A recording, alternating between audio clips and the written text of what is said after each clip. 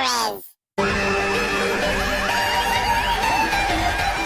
Sergio Checo Perez, once a household name within Formula 1, being heralded as the tire whisperer and Mexican Minister of Defense. But that solid and mainstay reputation of his has crashed and burned faster than Logan Sargent's F1 seat. Ever since the Mexican moved to Red Bull Racing, his career has had more failures than Q3 appearances, and since the end of 2023, people are calling for his head. Well, not literally, as that's quite illegal, but you understand the point. And we've reached a point where, despite his new deal being signed in early 2024, he could find himself off the grid, possibly even before the end of the season. But where did it all go wrong for Checo? Well, in this video, we will examine his time at Red Bull Racing and why he has driven his career off the proverbial cliff. And as always, please like and subscribe. It's only 2 buttons and it really helps the algorithm deliver my video to more people. We broke the 10k mark on my Nico Hulkenberg video, which I'm still really buzzing about. Thank you so much for your support. So hello everyone, I'm TMWF1 and Sergio Perez is finished.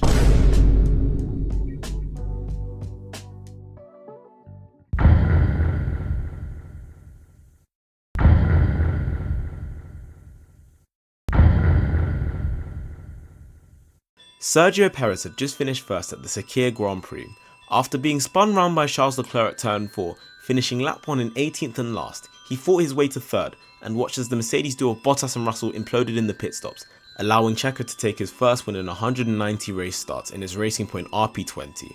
For me, this is the pinnacle of Checo's career. With no seat for 2021, he threw everything that he had at the last half of 2020 and his pure skill pushed him to the top step of the podium. And as the race quoted at the end of the race, it would be a great injustice if Perez was not on the 2021 grid. The season had finished and there was quite a big decision to make, specifically at Red Bull. Alex Albon's performances alongside Max Verstappen were quite underwhelming, and they felt that they needed to replace him with someone who was more competent. And on the 11th of January 2021, Perez was announced as Red Bull's newest driver to partner Max Verstappen. At this point, Checo and his fans were overjoyed, and as they should be. He would finally have the chance to show his mettle at a top team, having always displayed his brilliance in midfield cars. He would finally be able to have a shot at the World Championship, or so we thought. But at that moment in time, everyone wanted Checo to take the fight to Mercedes and Max. Let's see how he did at his first year at Red Bull.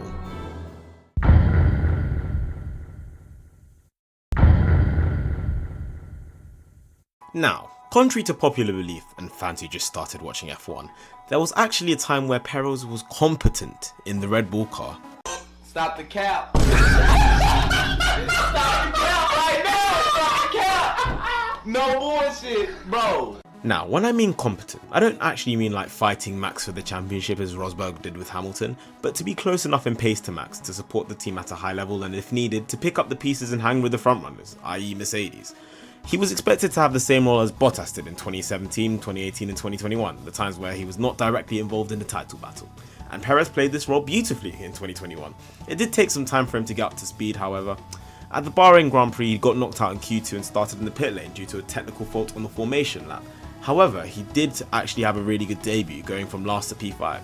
The very next race, Perez managed to put his Red Bull in the front row, ahead of Verstappen in his second ever qualifying session with the team. We were sold a dream. He did unfortunately fall off in the race, finishing P11. In 2021, Perez was fairly consistent, with an average of P4. His highlight of the season has to be the 2021 Azerbaijan Grand Prix. Running P2 for most of the race, his entire weekend changed when his teammate Max Verstappen had a tyre failure and careened into the wall on the start-finish trade, which brought out the red flag. This left Hamilton in P2 and Perez in P1. On the restart, Hamilton lost the 2021 World Championship by locking up into turn 1 and Perez took his first race win in the Red Bull after only being there for 6 races.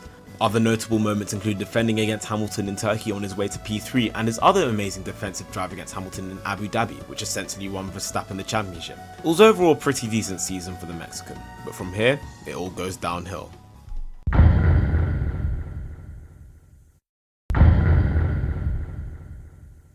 I will be so honest, this is the last season I will be having any sympathy or leniency for Perez, because despite being unable to finish P2 in the standings thanks to the brilliance of Charles Leclerc, he had his best season in terms of points and wasn't completely miles away from Max. He finished on the podium 11 times with 2 wins at the 2 hardest tracks, Monaco and Singapore, and backed it up with 7 second places.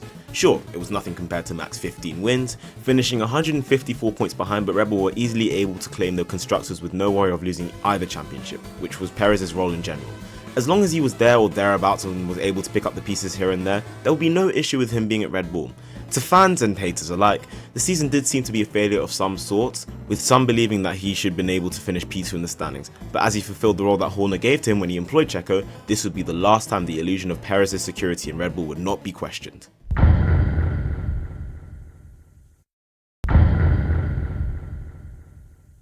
Poorez. A word used to describe the form and the lackluster performances of Sergio Checo Perez. This term would become popular on the social media platform TikTok to ridicule Perez after his constant qualifying exits in Q2 and his extremely underwhelming race performances, commonly using sounds that were taken inspiration or directly subsidized from the Pessi and Pinaldo memes, where people ridicule the two greatest footballers of all time, for shits and giggles I guess. Pessi, Pinaldo. I lost significant brain cells watching that. Anyways, moving on. So how did this phrase become so popular? Well, a major factor was Perez's inability to drive a Formula 1 car since the Miami Grand Prix. Before the Miami Grand Prix, Perez had taken 2 wins at the Saudi Arabian and the Azerbaijan Grand Prix, with the points gap between Max and Checo being just 1 point after the Azerbaijan Grand Prix. Out of the remaining 17 races, Perez took just 5 podiums whilst his teammate took 16 out of 17 wins and broke multiple records in doing so. It is without a doubt the worst performance I have ever seen within a top team against a teammate, even surpassing Kovalainen versus Hamilton or even Alonso versus Massa, as the complete incompetence of Checo in the most dominant F1 car of all time must not be underestimated. Despite his P2 in the World Drivers' Championship, he was under threat from the ailing Mercedes of Lewis Hamilton for the majority of 2023, only escaping him at Las Vegas, the gap eventually stagnating at 40 points due to Hamilton's poor end to the season. And furthermore, I'm going to give my own opinion of this car crash of a season. I genuinely think that Red Bull should have sacked him by the end of 2023. I say this because it was obvious that the car would fall off in later seasons as it did towards the end of 2023, and that he would eventually become a liability and cost Red Bull the Constructors' Championship. As seen with how close he was to Hamilton, he was barely able to finish P2, let alone compete or help Max in certain situations, such as a Barrichello or Bottas role. We would see this come into full effect in 2024, and any last shred of patience with Checo would disappear with it.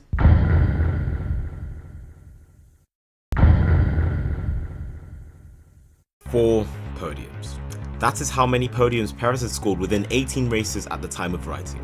He has completely and utterly failed as a Red Bull driver, and honestly, it's quite disheartening to see considering how much promise he once had when he joined in 2021. His 4 podiums came at the start of 2024 in a similar fashion to the year prior, with podiums in Bahrain, Saudi Arabia, China, and surprisingly Japan within the first 5 races of the season. But as the car slowly started to drop off in pace, Perez took all of his pace and threw it off a cliff. He had an average finishing position of P7 ever since China, with him being beaten by the Haas of Hulkenberg on 2 occasions and even being outqualified by the Williams of Logan Sargent of all people during this period.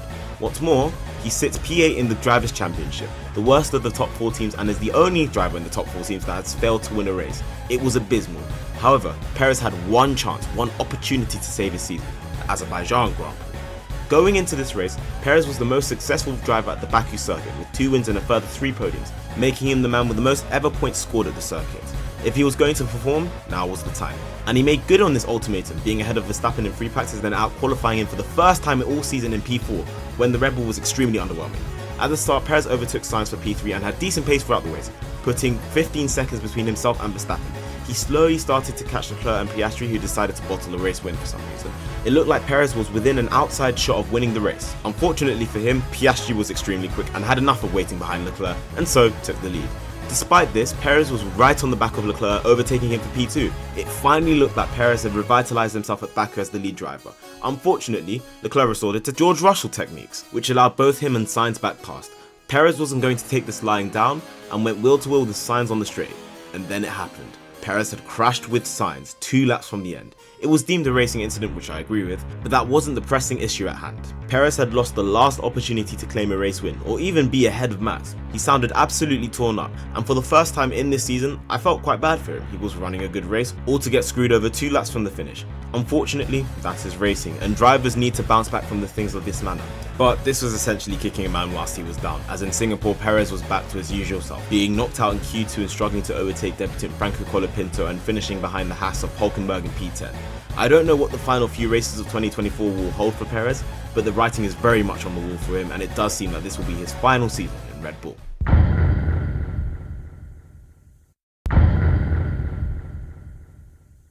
My evaluation of Sergio Perez from the time I first started watching F1 is that he is a man that does not perform around a pressured environment. Now, you may be pointing out that he has performed under pressure before, such as in 2018 when Force India went into liquidation and he had to fight Esteban Ocon for a seat. However, I would argue that Perez was the number one at that point and had already solidified his legacy as an amazing midfield driver before then. His performances at Sauber, Force India and Racing Point were generational numbers for a team with so little resources and equipment in a non-cost cap era, even managing to claim a win in his final year at Racing Point. The moment Perez moved away from an environment that wasn't built to his style of racing into an environment that was a top team and he had to perform at the highest level day in, day out, he underperformed. Take his 1 year stint at McLaren for example. He moved into an environment where he had to play second fiddle to Button quite a bit and he finished P11, 23 points and 2 places off Button. Since 2022, Perez has not been comfortable at Red Bull as it is built around Max Verstappen, even at times down to the car. Because of this, he's not been able to perform and it has ruined Perez's credibility, tarnished it.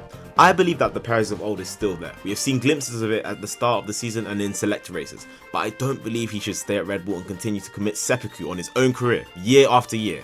A great fit for him would be the new Audi outfit, but it seems that Bottas will be re-signed alongside Hulkenberg. Another good team for him would be his old home at Aston Martin, but Lawrence Stroll's inability to fire his own son rules that move out. Right now, there isn't much Perez can do, but hope he stays on for next year and that something opens up then. Luckily for him, Sainz has moved to Williams and Lawson is set on replacing Ricciardo, and even luckier for him, Red Bull seem to hate Tsunoda, so it doesn't look like he will move up anytime soon. Essentially, I believe Perez has one more year to try and convince any team on the grid to take him. If he fails to do so, I believe that's the end of his F1 career, and despite all the slander and memes, I do want him to do well and push on. It would be quite the storyline. Anyways, what do you guys think about Sergio Perez? Comment down your thoughts on him below. It's been a pleasure waffling to you guys, have a great day, and goodbye.